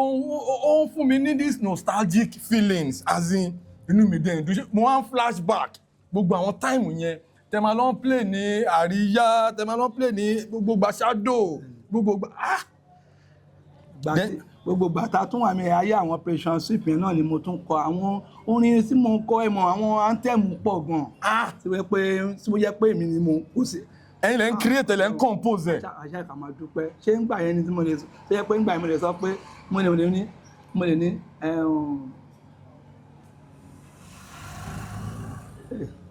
ẹ máa rántí o bí mi ṣe wà yìí èmi mo takú sí lọ́rùn báyìí níbí báyìí àáfàájá torí a lot of people don wait o yìí wọ́n máa wọ pé báwo la ṣe ṣe báwo mo ṣe rí kókó orí tí mo wá kíkì wọn dé point yìí inú mi dẹ̀ ń dùn pé oh god ẹ wo ọlọ́run á túbọ̀ máa lọ́ra ẹ̀mí yín gbogbo bí tẹ lérò oore sí àti bí tẹ fọkàn oore sí ẹ máa rí oore gbà wàláì tàlá inshallah ọlọ́run á dẹ̀ ṣe bẹ́ẹ̀ torí nínú Fuji music industry a lot of people kàn mọ́ ní professionally nǹkan tẹ́ ṣe contribution yín tó máa ń sọ ìtàn Fuji music industry wọ́n gbọ́dọ̀ sọ ìtàn yín mọ́ even pẹ̀lú with the fact pé bóyá jẹ́ backup singer nǹkan tẹ́ achieve nínú Fuji music industry ẹni tó jẹ́ olú Fuji mi ò achieve ẹ̀ bẹ́ẹ̀ni confirm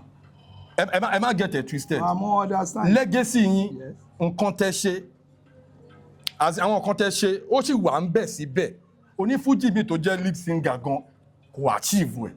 bẹ́ẹ̀ ni mo sọ fún yín ẹ̀kọ́ lè máa rò pé bóyá òkè àmú ti ṣe ti pẹ́ ó ti lọ kò lọ àwa ta mọ̀ a mọ̀ so then nígbà yẹn tẹ́ bá rí pé bẹ́ẹ̀ ṣe ń ju nansa yẹn combination yẹn àti Alhaji Wasiu Alabi Pasuma combination yẹn bẹ́ẹ̀ bá ṣe ń jùlẹ̀ báyìí ọmọ àgbẹ̀ tó bá ti gbé báyìí ẹ̀ tún ti bá kẹ́ ó gbà kò kí ń tàsé. mo fi kó lẹ́yìn yẹn ni mo fi ń dáṣà yẹn ni mo fi tóun kan máa débi pé ó máa ń wò pé tó bá kọrin mí báyìí á kàn rí àwọn nánsà mi gbogbo àtó máa ń kọrin pé lọ́dẹ̀ ní gbà yẹn tó máa ní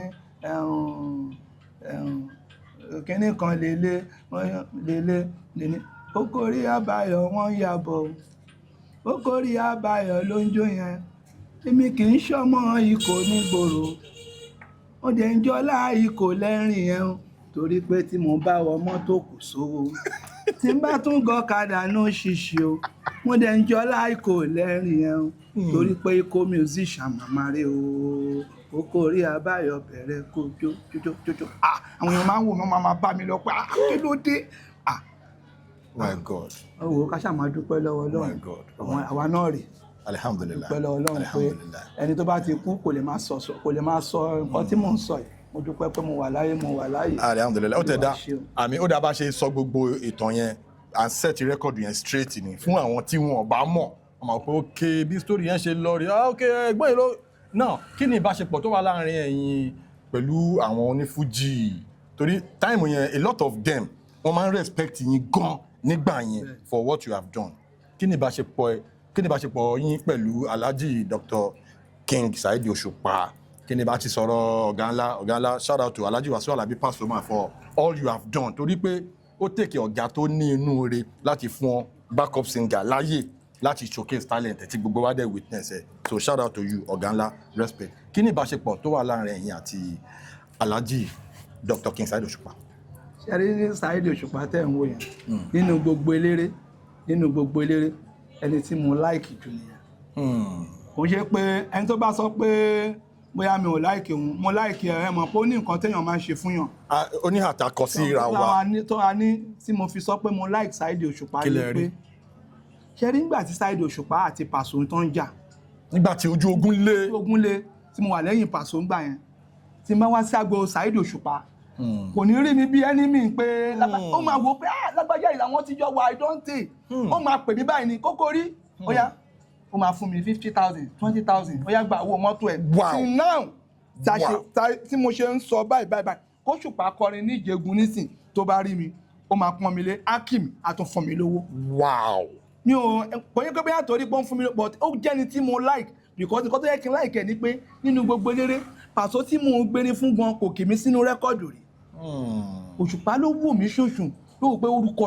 orúkọ yìí ò gbọ́dọ̀ ṣe kíni orúkọ yẹn ò gbọ́dọ̀ parẹ́ òun ló kì mí sí ẹgbọ́n gbà tó kì mí yẹn mo sọ pé mi àtòbẹ́sẹ̀ yìí lójọ fún látẹ̀mù kan náà pé táyé bá ti fẹ́ parẹ́ oríṣiríṣi là ó máa rí a ti ń rí mo rí ibi tán ti yàgbẹ́ sábọ́ta lẹ́ni tó rí pàpà tọ́ síbẹ̀ Àkàndé ṣe bóun lórí mo rí bí tán ti fàdágẹ̀rí talẹ́ni tó rí kókó orí mi Àbáyọ̀mí ṣe bóun lórí oríṣiríṣi làwọn máa ẹgbù gbà yẹn Sóṣùpá ìgbà Sóṣùpá tó kọrin rẹ́kọ̀dù yẹn gan àwọn èèyàn ò tí ì máa gbóṣùpọ̀ tó ń wo pé bọ̀bọ̀ yìí inú tí bọ̀bọ̀ yìí kírètì yìí eléyìí ó yàtọ̀ ní gbogbo àwọn elégbè náà àwọn náà bẹ̀rẹ̀ sí ní múnú ẹ̀ everybody ń tap gbogbo wọn bẹ̀rẹ̀ anybody kò dẹ̀ dúpẹ́ lè ní pé yes òun lẹ́lòmíì náà fi ń dẹni tó já ló lọ sí Amẹ́ríkà ló lọ sí London náà ṣe mo dúpẹ́ pọ́lọ́hún òfèmí náà lẹ̀ mo wà láyé àlè pé kọ́lọ́hún ṣe kó jẹ́ gbogbo nǹkan náà ló máa fi máa kẹ́yàn tó bá jẹ́ fẹ́ fi gbogbo nǹkan kẹ́yàn sọ́tàyàn bá ti kú kí ló wá fẹ́ máa sọ ẹ ká máa dúpẹ́ lọ́wọ́ ẹ̀mí sì wà ìrètí púpọ̀ sì wà bẹ́ẹ̀ ni ẹni tó ti kú ni tiẹ̀ gbé. torí influence yín mo sì máa tún sọ again mo mọ̀ ṣe ni for proper documentation influence yín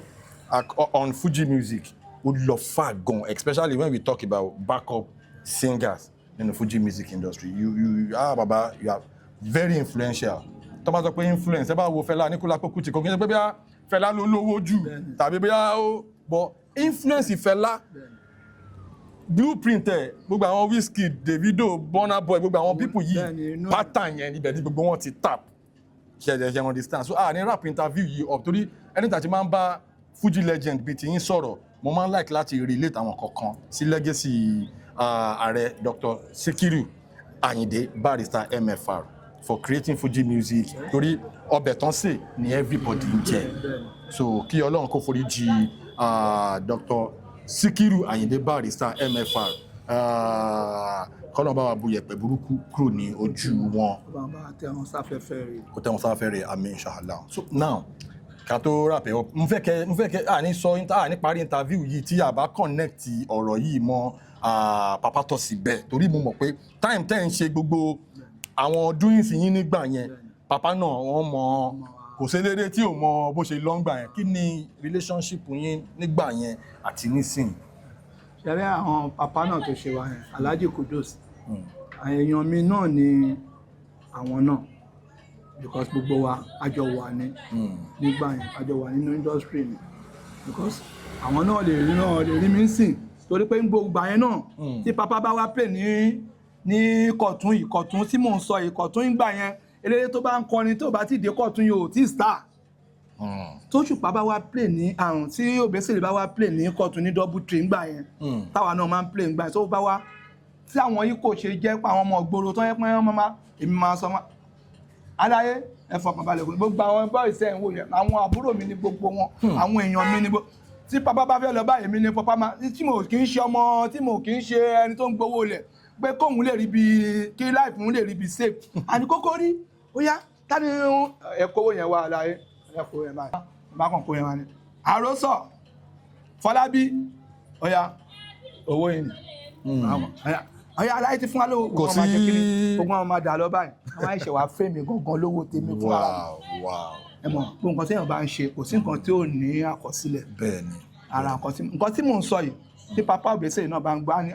tó tọ́ ni nǹkan tí bọ́bọ́ yìí sọ bọ́ yìí sí life ṣe wà ní téèyàn bá ṣe ẹ jẹ́ ká sọ pé ó ṣe bẹ́ẹ̀ni gbogbo àwọn eléré tó kù ẹ lè rí mi lọ́dọ̀ wọn Òṣùpá yìí nìkan ni kí Wasiu nìkan níbẹ̀ ẹ lè rí mi bẹ̀ kí Ṣẹ̀fí Àlàó kọrin mi kan ẹ lè rí mi bẹ̀ kí Màláíkà kọrin mi kan ẹ lè rí mi bẹ̀ torí pé èèyàn tèmi lèèyàn tèmi agbo Obesere agbo Òṣùpá òun lẹ ti máa rí mi ìgbà tí òun àtò Pàṣọ tó ti pé mo tún kù lẹ́yìn tó ń jà yẹn tún ṣe ó máa ó dìdì sọ fún wọn pé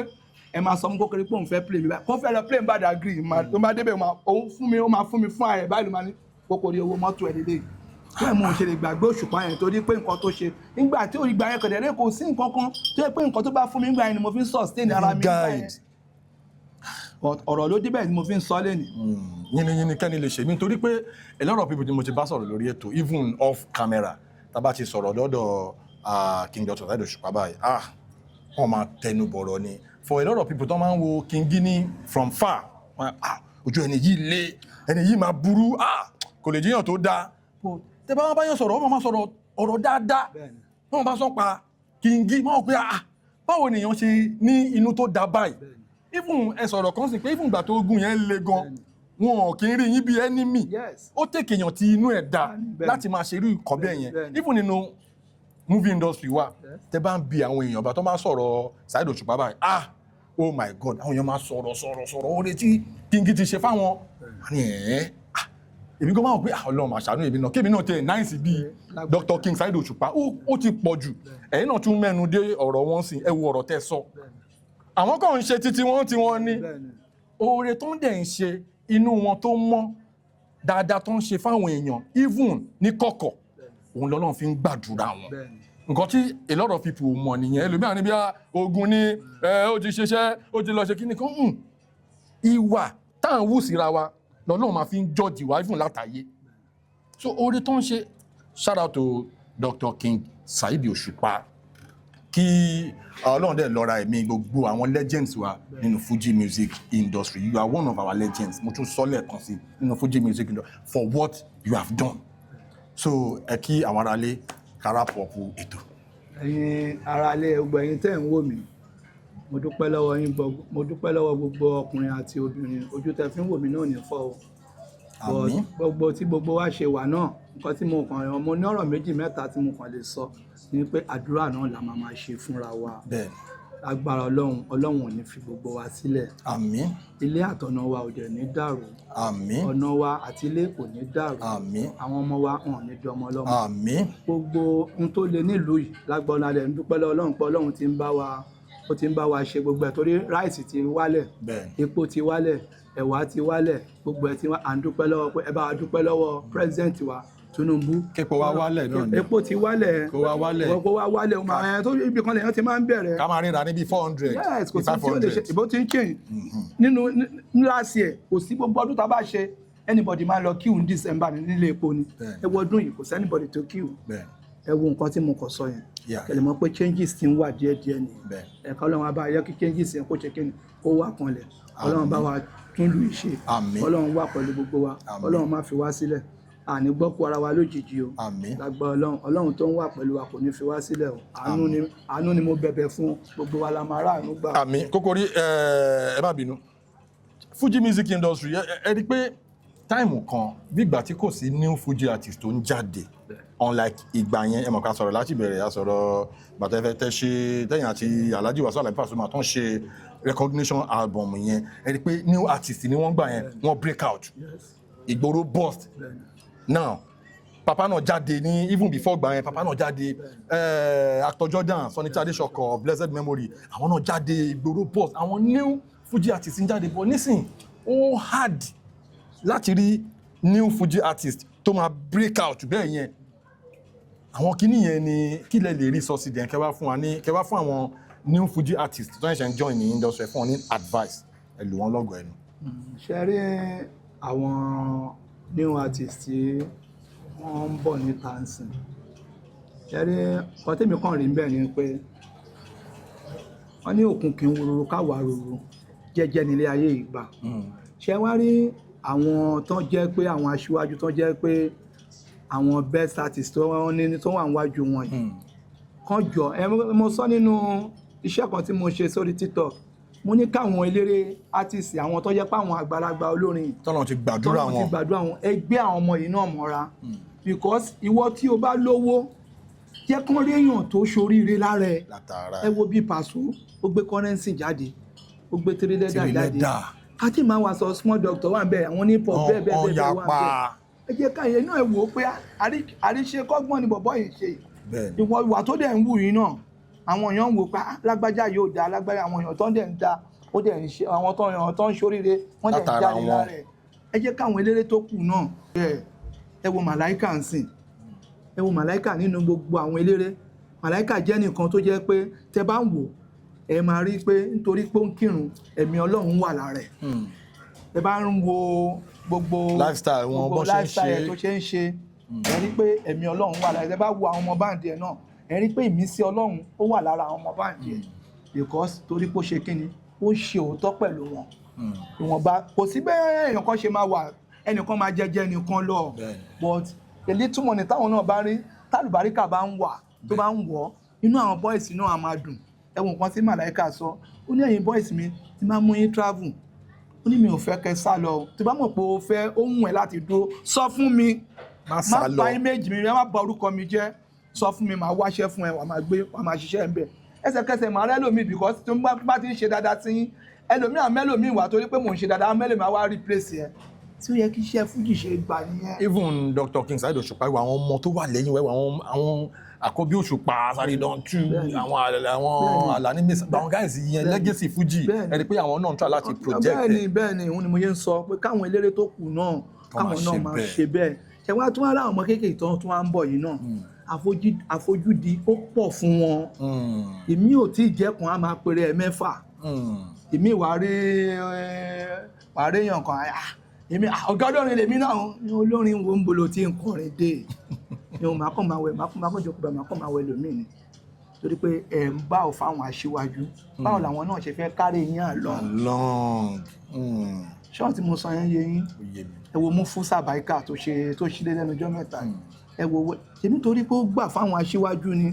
ẹ wo àwọn èèyàn tí wọ́n wó tó ń gbé iv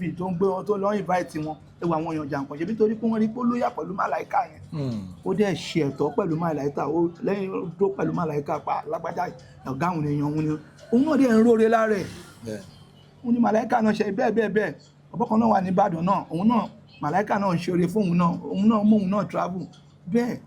yẹ káwọn eléré tó kú náà káwọn ọmọ ẹ̀kọ́ táwọn ọmọ yìí ni kí wọ́n á ṣe kíni kán fi ọwọ́ síbi tọ́wọ́ ń gbé àwọn tó bá ti jẹ́ àgbà ẹ̀rẹ̀ fún respect torí pé àwọn Alhaji Sikiru Ayinde Barrister àwọn nínú gbogbo gbà yẹn àwọn ló jẹ́ kí àwa yìí àìmọye ẹni táwa jù lọ jẹ́ pé òun ló sọ wá di ẹni tó máa pẹ́ nìkan bọ̀dà máa pẹ́ tí máa ń wò pé ìwọ yìí mo jù ẹ́ lọ́dà but iṣẹ́ fújì yẹn ló gbà pé ẹ jẹ́ ká máa respect yàn lòsì máa ń respect lómi kókó yálà yẹ fi yẹn lẹ̀ jù mí lọ màá ní iṣẹ́ yẹn ni ìgbà tí mo wá ti kó nínú iṣẹ́ yẹn ló wáyé kémi náà wá máa dúró àsìpẹ́à èmi náà ń ṣe ọmọdé mọ́ mi rẹ̀ sínú level yẹn mọ́ ṣọ́ọ̀tì mo san ẹyẹ àwọn new hip hop artists yẹn àwọn ní fújì yẹn tó ń bọ̀ nsìn kàn sọ fún wọn kàn máa bá wọn sọ̀rọ̀ káwọn náà máa pera wọn kàn máa ṣe meeting kò dídọ́ lọ́wọ́ máa bá àwọn àgbàlagbà ṣe meeting ẹ̀yin náà ẹ̀ pera yín irú àwọn ọmọ tó wà ládùúgbò mi sìn ní Kọ̀tún yìí mo rí pé àwọn ọmọ yẹn wọ́n understand ara wọn ìrẹ́pọ̀ wà láàrin wọn mi ò sọ bo mi ò sọ Agége mi ò sọ Ṣòdì mi ò sọ Múṣin wọn ní Kọ̀tún tí mo wà àwọn ọmọ tí gbogbo wọn jẹ́ ọmọ kékeré tí wọ́n kọrin mo rí pé ìrẹ́pọ̀ wà láàrin wọn fi ìfẹ́ wọn fi hàn síra wọn tó dẹ̀ ṣe yẹ kó dá nìyẹn tẹ́nìkan bá fẹ́ ṣeré ọ̀gbẹ́ni wọn náà wà fẹ́ bẹ́ẹ̀ kó fáǹsì ẹ̀ wà àjọṣe o ìyẹn tí wọn náà bá rí ń bẹ̀ wọn náà mọ̀ pé yẹ wọn náà ṣe lọ wọn náà ọkọ ìyàwó ẹ̀ náà lọ́ọ̀dì o wọn náà jagolo míìkì ni life ṣe wà nìyẹn tó dẹ̀ ṣe ń ṣe yẹn òun ló gbèrú Mufusa Baika yẹn òun ló gbé débi tó gbé dé yẹn ẹ̀rí pé nígbà tó débẹ̀ gbogbo náà kárí àlọ́ gbogbo náà wọ́n tẹ̀lé lọ síbẹ̀ tó ti sílé tó ṣe yẹ kó rí nìyẹn mo fi ń dúpẹ́ lọ́wọ́ àwọn ọmọ onífújì kan wà ládùúgbò mi wọ́n má dẹ̀ rí mi gbogbo wọn náà máa ń pọ́n mi lé bàbá ẹ̀gbọ́n nǹkan àpọ́nlé kan náà jù yẹn lọ mo dúpẹ́ lọ́wọ́ gba àwọn eléré o mo dúpẹ́ lọ́wọ́ gba àwọn ọmọ kéékèèké tó ń bọ̀ náà torí pé ọmọdé náà ń bọ̀ lọ àwọn náà ń padà bọ̀ wá dàgbà lágbà rẹ̀ ṣe ń dúpẹ́ lọ́wọ́ náà ẹjọ́ Ọlọ́run jẹ́ kí gbogbo ẹ̀ kó dájú báyìí lọ lágbára náà. Àmín. Ẹ̀yin tí wà nílé ẹ rí pé àfàjá lórí ètò pẹ̀lú legendary Kókó Orí tó fàdágẹ́ ṣé bàbá níyìn ni ẹ má bínú torí máa rí pé. because mo mọ̀ọ́rún gẹ̀. nígbà yẹn ayé blade and comb ni. òkè ibẹ̀ ní gbogbo Kókó Orí ti fàdágẹ́ rí. blade and comb ẹlòmíín wà tó ń ṣakọ tó ń ṣakọlé ni wọn fi blade and comb gẹrun. èmi lo blade and comb o. ẹlòmíín wà tó ń ṣakọ tó náà kíní kan. tó máa bá wa gbẹ báyìí. wow ẹ ṣe gan a pè yín lórí ètò ẹ jẹ́ wa Ọlọ́run àtúbọ̀ máa lọ́ra ẹ̀mí yín àlàáfíà ara yín ò ní di fíafíà ògo yín kò ní wọ̀kùn kan lágbára Ọlọ́run bí tẹ́rẹ̀ tí ó re sí àti bí tẹ́rẹ̀ tí ó re sí ní agbára Ọlọ́run ẹ máa túbọ̀ máa rí oore ńláńlá ẹ máa rí ìgbà dáadáa. Ẹ̀yin tí wà nílé ẹ rí pé àfàjá gan ni ní orí ètò. Thank you for watching. Jeff MC aka Tony Montana, see you on the other side. Unscripted ìletò ó lọ fàáfàá.